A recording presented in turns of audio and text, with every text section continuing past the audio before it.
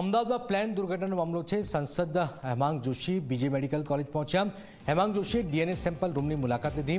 દુર્ઘટનામાં વડોદરાના 27 લોકોના મોત થયા છે। હેમાંગ જોશીએ વાત કરી છે પરિવારજનોને જલ્દી મૃતદેહ મળે તેવા પ્રયાસો કરવામાં આવી રહ્યા છે।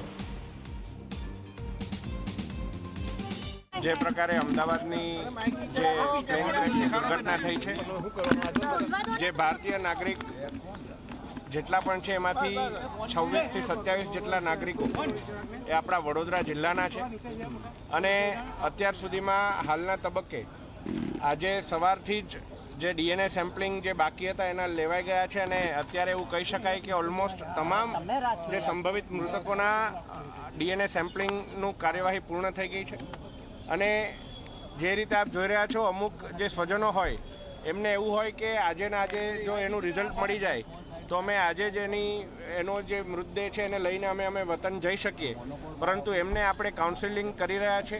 ડીએનએનું ટેસ્ટિંગ હોય એ એક ઓટોમેટેડ ટેસ્ટિંગ હોય, એનો એક ચોક્કસ સમય લાગતો હોય।